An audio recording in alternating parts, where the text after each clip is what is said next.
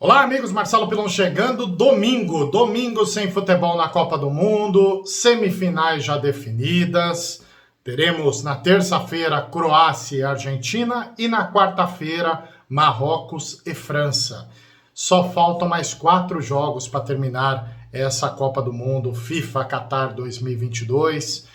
Amigos, e hoje nós vamos falar nesse domingo sobre a seleção brasileira. O que eu entendo sobre a seleção brasileira? Qual a minha análise que eu faço desse ciclo de Copa do Mundo da seleção brasileira?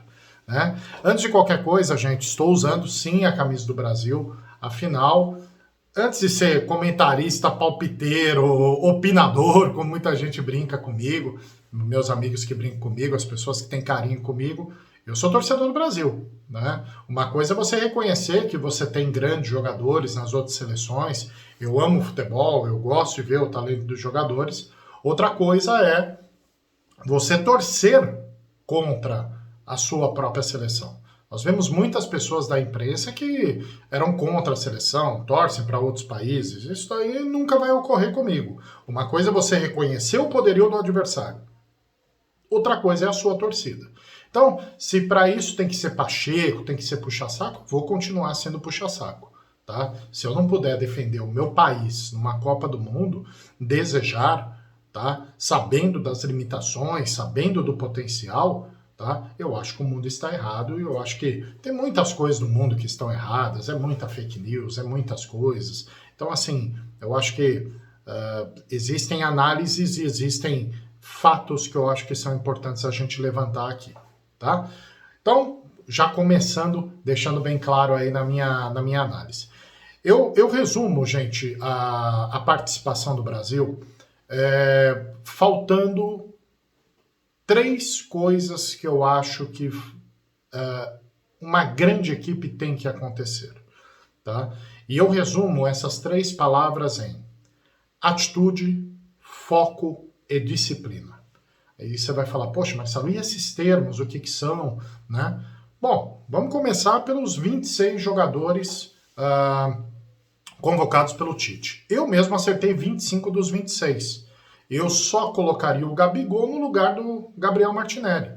Mas, gente, Gabriel Martinelli, olhando nessa ótica da seleção que eu tinha escolhido, o Gabriel Martinelli fez uma boa Copa, jogou bem na limitação dele. Tá? Eu acho que não se discute, gente, todos os jogadores, tá? A grande maioria dos jogadores. Os jogadores do Brasil, eles são jogadores importantes nos clubes que eles jogam. Tá?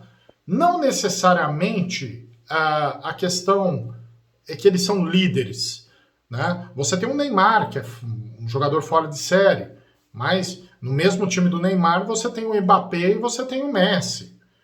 Então, eu acho que uma coisa é você ter bons jogadores, outra coisa é você ter líderes, tá? Então, por isso que eu vou, inclusive, nessa questão das palavras, que eu acho que são muito importantes, tá? Que é a questão da atitude, do foco e da disciplina. Vamos lá, gente. Tite, para mim, era o melhor treinador que a seleção tinha para dirigir essa seleção, tá? Alguém pode contestar um ou outro treinador do Brasil. Eu não sei se nesse ciclo de Copa do Mundo a gente iria atrás, por exemplo, de um treinador estrangeiro. Não tem. A gente não tem como contestar o trabalho do Tite em relação à honestidade do trabalho. O Tite fez o melhor trabalho no esquema dele e da visão dele. O que eu entendo é que o Tite recebe algumas responsabilidades pelas escolhas dele. Vamos dar o primeiro exemplo, que é a questão do Daniel Alves. Eu, Marcelo, entendo que o Daniel Alves deveria ir para a seleção. Porque o Daniel Alves, ele é um jogador de ciclo. Ele foi convocado pelo conjunto da obra. Ele foi um jogador que participou da vitória da Copa América de 2019. Ele está no grupo, acabou não indo na última Copa devido à contusão. É um jogador experiente, é um jogador campeão. Mas, Marcelo, o último ano ele não estava jogando lá no México, estava treinando nas reservas do time B do Barcelona, ok. Mas aí são jogadores de confiança do Tite. O Tite tem que ter confiança nos jogadores e ele tem confiança no Daniel Alves. Só que, na hora que os laterais acabaram se machucando, ele não optou em colocar o Daniel Alves. Ele colocou o Éder Militão, que já jogou na lateral direita no São Paulo, mas não estava. Ele foi convocado para ser um dos zagueiros. Então essa é uma responsabilidade do Tite. A culpa não é do Daniel Alves. Daniel Alves ele foi convocado. Tá? É a mesma questão, gente, que começa todas as teorias. Eu sempre falo, eu sou contra teorias de engenheiro de obra pronta. Ser comentarista de resultado é a coisa mais fácil. Nós temos que olhar a ótica geral de tudo que aconteceu. Porque deveriam ter colocado o Everton na disputa de pênaltis. Gente, o Alisson hoje é um excelente goleiro do Liverpool.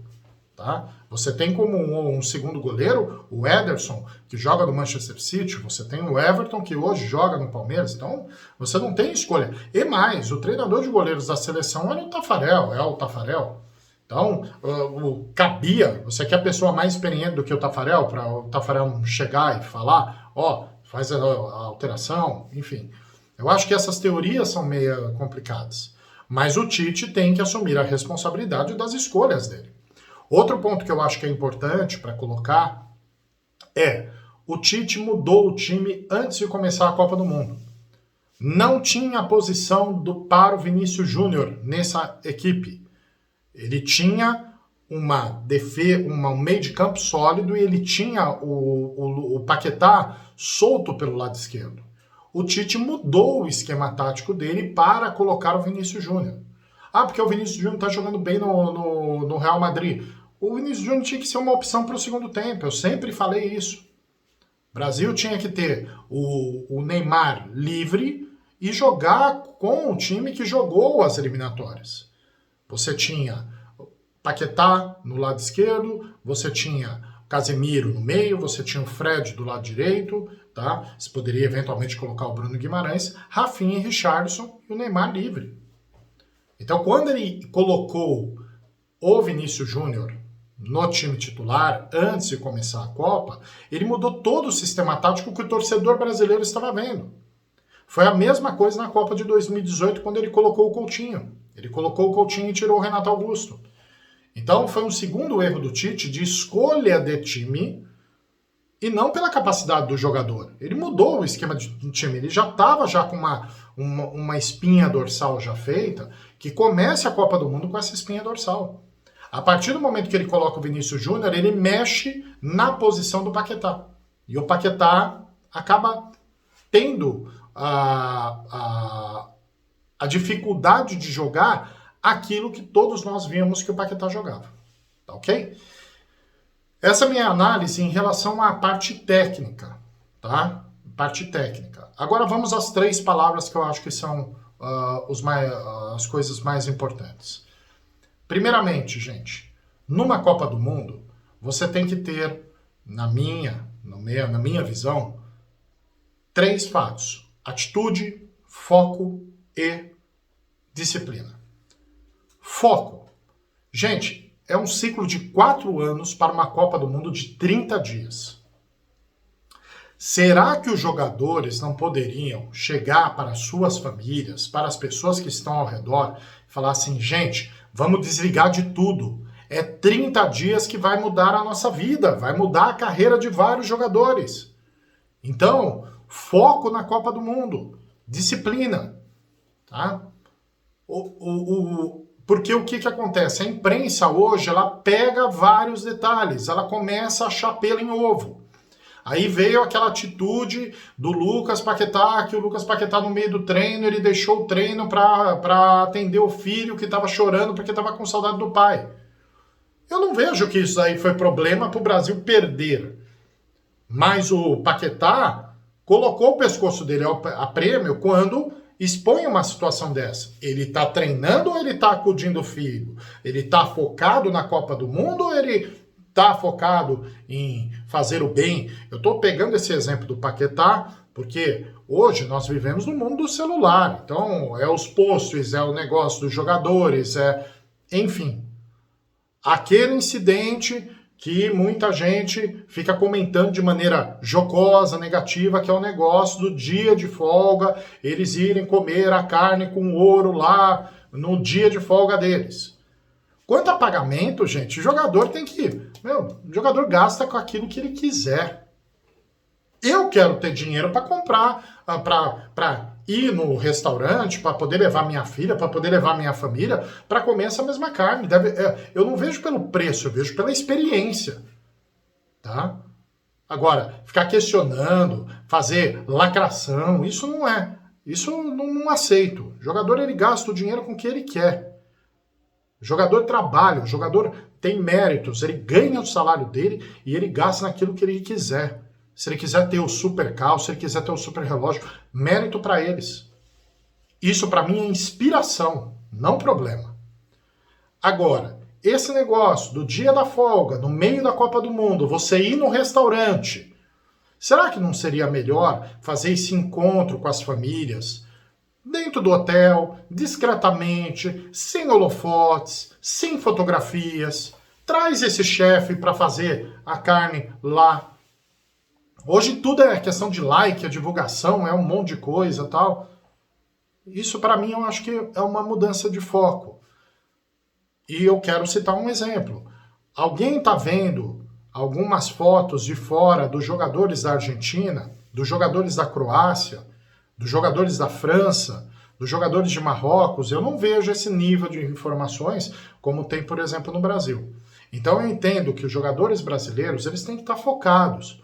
Eu acho que as famílias têm que ir mesmo, sem dúvida nenhuma. É uma Copa do Mundo, uma chance de você ganhar o título, você quer tirar a família do lado? Mas foca os jogadores, tá? Faz um acordo com as famílias, nós vamos fazer uma coisa, mas vamos fazer uma coisa de uma maneira discreta. Foi isso que aconteceu em 2002. Em 2002 o Filipão falou, as famílias poderiam ir. As famílias estavam no hotel, só não tinha divulgação. Hoje a gente vive no mundo da internet. Então, para mim, eu acho que faltou foco nesse ponto. Segundo, atitude.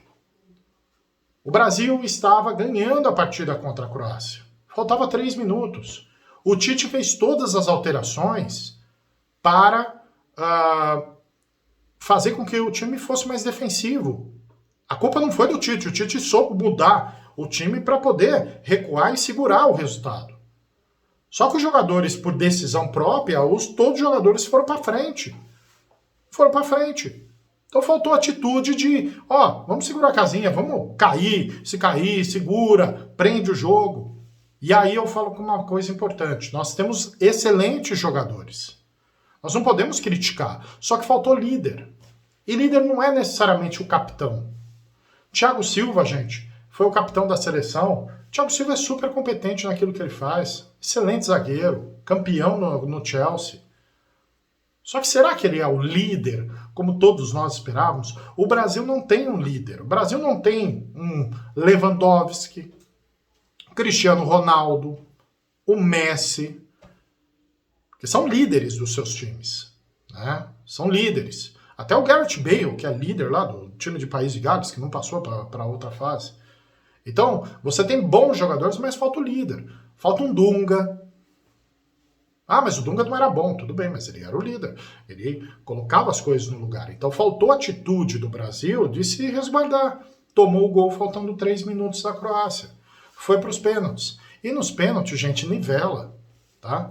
Vamos falar sobre os pênaltis. Muita gente criticando. O Neymar sempre bateu o 5º pênalti. Eu estava na final lá do Ouro com a minha filha lá no Maracanã contra a Alemanha. Ele que fez o gol. Ele fez. É normal ele bater. Você acha que o Rodrigo não puxou a personalidade para ele poder bater o pênalti? Ele é um jogador do Real Madrid. Não pode culpar o menino. O Rodrigo está sofrendo muito mais do que todos nós aqui. E tem os caras que criticam, tem os caras que metem a lenha lá no cara. O Rodrigo é um jogador do futuro, nova geração, mostrou personalidade, substituiu o Neymar. Então faltou, às vezes, o problema para cair nos pênaltis poderia ter segurado o jogo na prorrogação. Tava com o jogo, gente, tava com o jogo ganho. Porque o Casemiro não fez a falta, tal. Gente, aí é detalhes, aí é você querer achar pelo em ovo. A questão é mais ampla. E para encerrar, gente, disciplina. Eu vou dar méritos, eu estava conversando ontem, no sábado, com meu amigo Lucas Martins, E o Lucas estava conversando, inclusive falando de um amigo que a gente tem em comum, que ele falou exatamente disso, que é a parte de disciplina. Não basta ter somente parte técnica, você tem que ter disciplina para ganhar a Copa do Mundo. Copa do Mundo é um torneio de 7 jogos. Você tem que ter disciplina para poder fazer os 7 jogos. A Inglaterra perdeu para a França, mas ela tem a disciplina de poder chegar nas fases finais. O Harry Kane perdeu o pênalti, mas a Inglaterra chegou mais uma vez. Não adianta mais a desculpa, gente, de que o Brasil jogou muito, que o Brasil foi superior à Croácia, que o Brasil foi superior à Bélgica em 2018, mas não avançou. Mas os nossos jogadores são maravilhosos, os nossos jogadores jogam em grandes times, sem dúvida nenhuma. São habilidosos, jogam em grandes times, mas faltou disciplina. Disciplina para poder jogar a Copa do Mundo. Disciplina para poder focar nos 30 dias. Num ciclo de 4 anos, você tem que ter disciplina para você continuar as coisas. O Tite mexeu no time para a Copa do Mundo. Ele vinha com um desenho e o Tite acabou, infelizmente, errando pela segunda vez. Como foi em 2018, quando ele colocou o Felipe Coutinho, como foi agora em 2022, quando ele colocou o Vinícius Júnior. Faz o time, você tem já um esquema, você tem um ciclo de 4 anos, permanece com o ciclo, permanece disciplinados. Agora vai ter mais 4 anos. A gente não sabe desse grupo quem vai continuar, vai ter novos jogadores, vão estourar novos jogadores. Você vê o Endrick do Palmeiras, tem 16 anos, jogador já habilidoso, praticamente já vendido lá para o Real Madrid, são as informações que falam. Isso aí é um jogador que pode entrar. Mas a porta não está fechada para o Rodrigo, porque o Rodrigo perdeu o pênalti. Não está fechada para o Marquinhos, porque o Marquinhos chutou a bola na trave. E o Neymar? O Neymar estava focado, gente. Muitos de nós olha o extracampo do Neymar e fala, poxa, esse cara pode ser o melhor jogador do mundo. Mas o Neymar tem um sistema de vida que é diferente, mas ele é habilidoso em campo. A gente quer do Neymar a liderança dele, mas ele não quer ser o líder, ele quer ser o destaque, ele pode ser a estrela do time. As pessoas olham para o Neymar com admiração, mas não é ele, o jogador, tá, que vai puxar a responsabilidade de falar assim, gente, nós vamos fazer conforme eu mando. Ele é um jogador habilidoso, ele quer a bola para ele resolver, não para liderar. Existem líderes e existem destaques. Neymar é o destaque. Então, gente, para encerrar, para a gente poder falar exatamente isso, tá? Não adianta a gente falar, nós estávamos na grande expectativa para a Copa do Mundo. Todos estavam na expectativa. Qualquer torcedor brasileiro falar a questão dos jogadores, poderia contestar o Daniel Alves, ok, você contesta, mas a postura da seleção foi a postura da que nós vimos. E outra coisa, gente, de 32 seleções, somente uma ganha. Ninguém esperava essas semifinais que estão tendo. Ninguém queria que a Croácia tivesse numa semifinal, que o Marrocos, por mais que seja uma grata surpresa, estivesse na semifinal.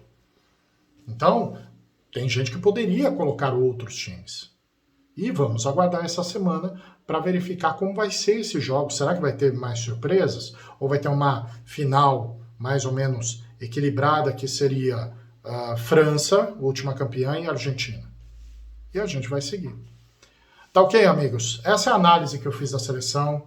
Acho que tem que desejar um bom foco. Vou torcer para a seleção, não vou desistir de torcer para a seleção, tá? E vou seguir, sem dúvida nenhuma, torcendo para a seleção. E sendo realista, gente. Nem sempre o Brasil é a melhor seleção. O Brasil era um dos favoritos. Poderia ganhar, poderia perder, da mesma maneira que teve favoritos que também caíram. Então, gente, serenidade. A gente tem que voltar agora às nossas vidas normais, trabalhar, tudo. A gente já estava trabalhando antes, a gente só parava para assistir o Brasil. E a gente tem que manter esse espírito. A gente tem que desejar o melhor para o Brasil. Não pode ficar só detonando o Brasil, não pode ter lacração. A grama do vizinho não é necessariamente mais bonita que a nossa. A gente menospreza, a gente tem síndrome de vira-lata. E não podemos ser assim. Tá ok? Pitaco do Pilão desse domingo. Desejo sucesso aí para todos os jogadores que se contundiram, que fizeram as cirurgias. Tite, sucesso para você no seu próximo trabalho. Neymar, a seleção precisa de você. Você tem idade para jogar a próxima Copa. E queremos, acho que sem dúvida nenhuma você pode fazer parte disso. Tá ok? Terça-feira eu volto, começando os pitacos para as 2 semifinais de terça e quarta-feira. Ok? Excelente domingo a todos. Abraço. Fui!